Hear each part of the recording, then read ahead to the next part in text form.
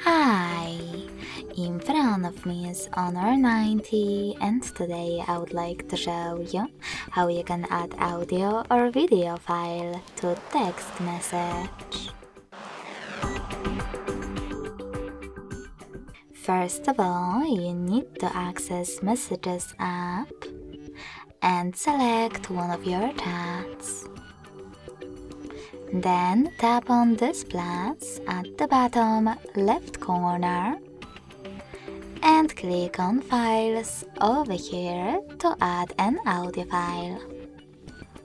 Tap on one of those apps, select one of those sources, and click on Audio Filter at the top. Now when you find the chosen one, hold it and hit select at the top right corner. So when I do that, as you can see, my audio file was successfully added. Now to add a video one, click on Gallery instead of Files. Then click on your video and wait.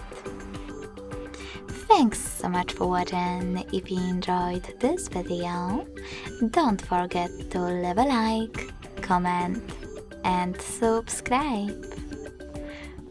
Bye!